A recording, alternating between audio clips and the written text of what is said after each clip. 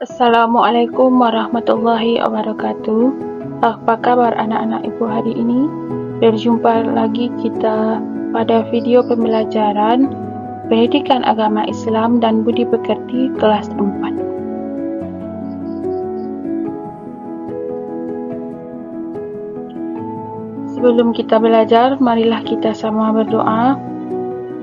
Bismillahirrahmanirrahim. Rabbi zidni ilman warzuqni fahman waj'alni minas sholihin. Alhamdulillahi rabbil alamin. Semoga pembelajaran kita pada hari ini diberkahi oleh Allah. Amin amin ya rabbal alamin.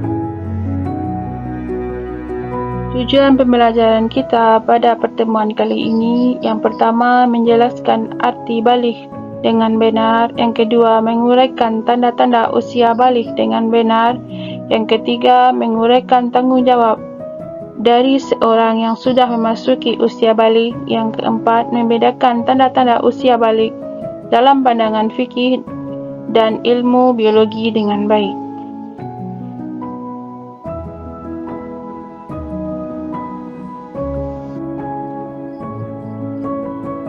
Bab 4. Usia balik. Balik berasal dari bahasa Arab.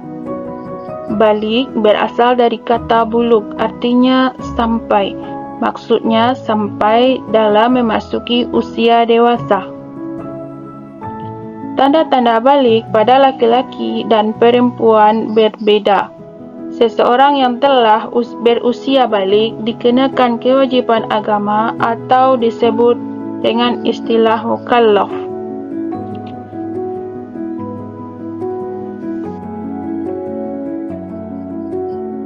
Anak-anak ibu, selanjutnya kita belajar tanda-tanda balik menurut ilmu fikih.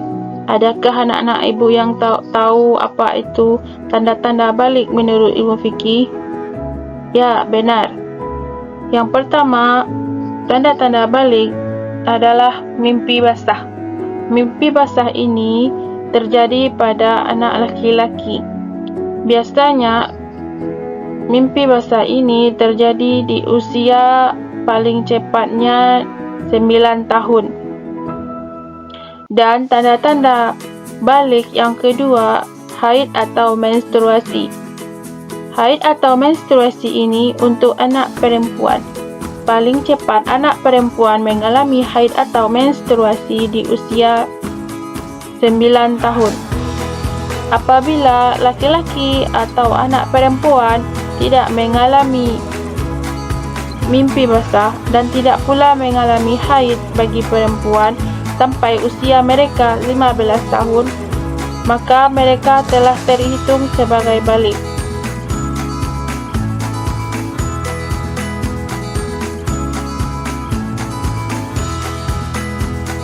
Anak-anak ibu yang soleh dan solehat, selanjutnya tanda-tanda balik menurut ilmu biologi.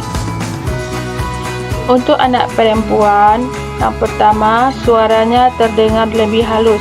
Yang kedua, tumbuhnya bulu di beberapa bagian tubuh.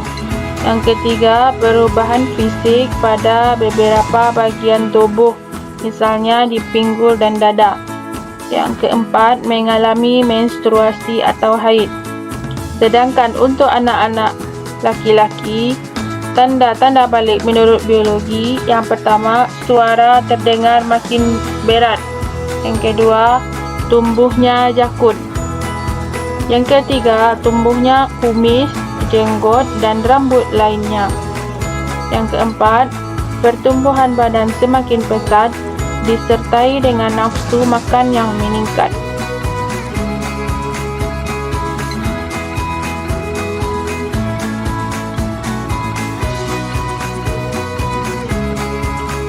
Anak-anak ibu, setelah anak perempuan mengalami haid dan anak laki-laki mengalami ihtilam, maka mereka memiliki kewajiban sebagai seorang mukallaf yang telah dewasa. Tahukah kamu apa itu kewajibannya? Ya, benar.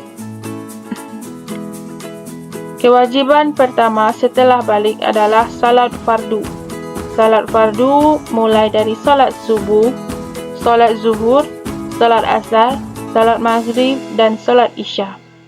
Yang kedua, kewajiban setelah memasuki usia balik adalah menutup aurat.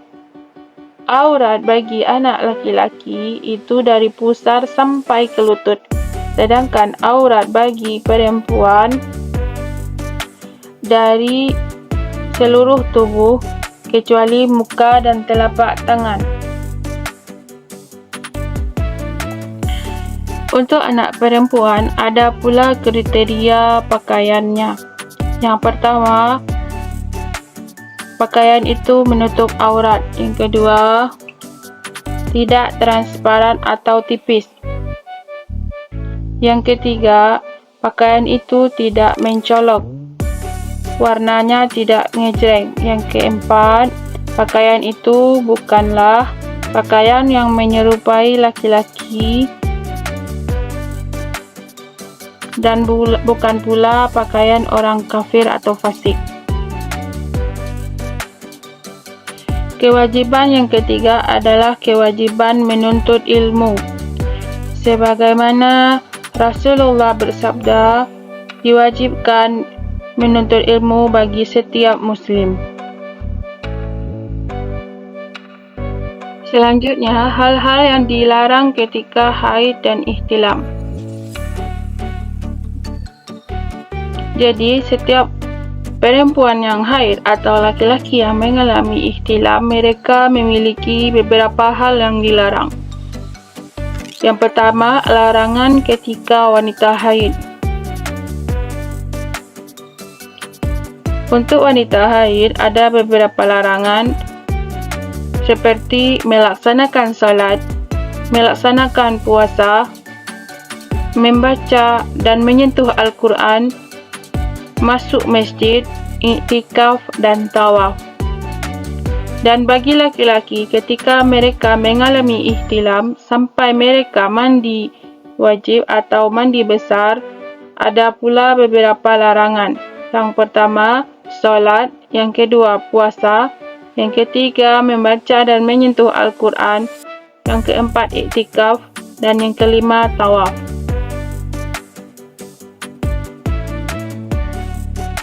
Okey, anak-anak ibu, adakah yang tahu apabila dia ihtilam, apabila dia haid, bagaimana cara dia bersuci supaya dia bisa melaksanakan ibadah, supaya dia bisa solat, supaya dia bisa membaca Al-Quran, supaya dia bisa melaksanakan solat?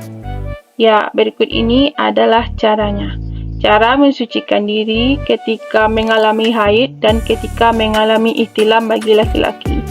Yang pertama, mencuci kedua telapak tangan lebih utama 3 kali. Yang kedua, membersihkan kubul dengan tangan yang kiri. Yang ketiga, membersihkan tangan kiri dan tangan kanan menggunakan sabun. Yang keempat, berwuduk dengan sempurna. Yang kelima, meratakan air ke seluruh tubuh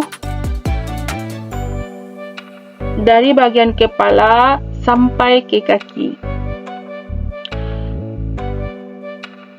Seandainya nanti tidak ditemukan air, maka bisa pula diganti dengan tayamum.